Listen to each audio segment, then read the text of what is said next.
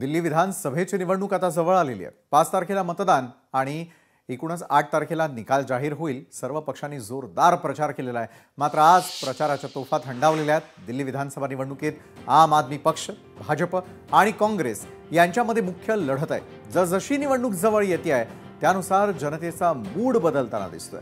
दिल्लीच्या एकूण 70 जागांसाठी एकाच टप्प्यात मतदान होईल।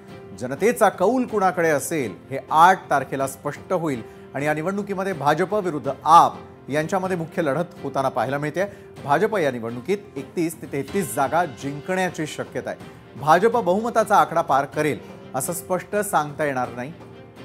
तर भाजपद्वारे करण्यात आलेला प्रचार आणि इतर गोष्टी यांमुळे भाजपला 2 जागांवरती बढत मिळण्याचा अंदाज देखील आहे। तर काँग्रेस देखील ही निवडणूक स्वबळावरती लढवत आहे। त्यामुळे या निवडणुकीत दिल्लीची सत्ता कोण काबीज करणार याकडे सर्वांचं लक्ष लागून आहे। मात्र मुख्य लढत ही आम आदमी पक्ष आणि भाजप यांच्यातच असल्याचं दिसतंय। दिल्ली विधानसभा निवडणुकीला काही दिवस शिल्लक असताना आम आदमी पक्षाला मोठा धक्का बसलाय। आपच्या 7 आमदारांनी एकाच दिवशी पक्ष सोडलाय। निवडणुकीच्या तोंडावर या आमदारांनी राजीनामा दिल्यानं आम आदमी पक्षाच्या ऐक्याला तडा गेल्याचं दिसतंय।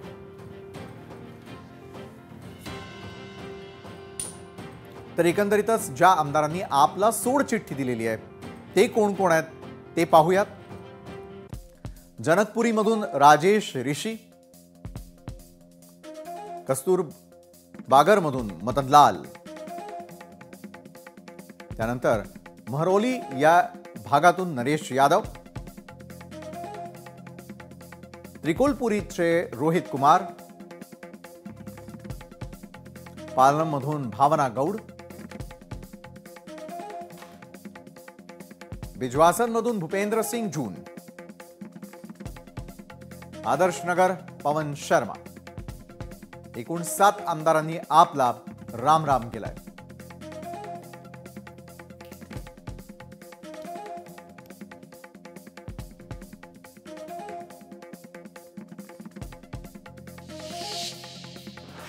तर दिल्लीमध्ये निवडणुकीची तयारी पूर्ण झाल्याचं दिसतंय। येती 5 तारीख आणि 8 तारीख दिल्लीकरांचं भवितव्य ठरवणारी असणार आहे।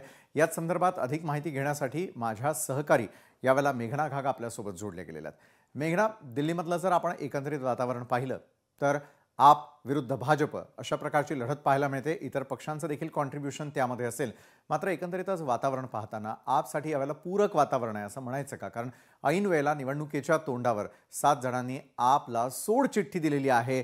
नाराजीचं वातावरण असू शकतं, इतर अनेक कारणं असू शकतात। मात्र दिल्लीतली निवडणूक कशी असेल आणि दिल्लीकरांचं भवितव्य काय असू शकतं? निश्चितच विशाल, जसं तुम्हाला माहिती आहे की मी आत्ताच दिल्लीचं एकंदरीतच आढावा घेऊन आलेले आहे। तिथल्या मतदारांना काय हवं आहे का किंवा आपकडून त्यांच्या काय अपेक्षा आहेत। आपला त्यांनी निवडून दिलं होतं, भरघोस मतं त्यांनी आपला दिली होती। त्यानंतर आपने त्यांच्या ज्या काही इच्छा होत्या त्या पूर्ण केल्या आहेत की नाही त्यांच्याकडून जेव्हा जाणून घेण्याचा प्रयत्न केला तर बऱ्यापैकी आपला दिल्लीकरांचा सपोर्ट आहे। मात्र जर आपण पाहिलं तर नवी दिल्ली विधानसभा हा मुख्यमंत्री देणारा खरं तर मतदारसंघ आहे असं बोललं जातं। कारण आतापर्यंत आपण जर पाहिलं तर काँग्रेस, भाजपा आणि आप या तिन्ही पक्षाचे मुख्यमंत्री दिल्लीमध्ये आपल्याला पाहायला मिळालेले आहेत। आपसाठी जर आपण तसं बघायला गेलं तर आपकडून मुख्यमंत्रीचा चेहरा आपल्या समोर आहे। केजरीवाल हे मुख्यमंत्री होते आणि त्यांच्या सोबतच जर आपण पाहिलं तर भाजपाकडून असा कोणता स्ट्रॉंग फेस दिल्लीमध्ये मुख्यमंत्रीसाठी आपल्याला देण्यात आलेला नाहीये। खरं तर भाजपाकडून आपण जर पाहिलं तर परवेश वर्मा, रमेश बिधुरी किंवा त्यांच्यासोबत आपमधूनच सध्या भाजपामध्ये गेलेले कैलाश गेहलोत यांचं देखील नाव आहे। मात्र ते कितपत पॉप्युलर आहेत दिल्लीमध्ये हे पाहणं पण तितकंच महत्त्वाचं ठरणार आहे विशाल। बरोबर आहे। म्हणजे एकंदरीतच परिस्थिती काय आहे याचा अगदी थोडक्यामध्ये आढावा तुम्ही यावेळेला दिलेला आहे। मात्र 8 तारखेला येणारे निकाल दिल्लीचं भवितव्य ठरवणारे असतील का यावरती आमचं देखील लक्ष अशाच प्रकारे असेल। धन्यवाद मेघना, तुम्ही दिलेल्या सविस्तर माहितीसाठी। लोकशाही मराठी ऐका, पहा, जागरूक रहा।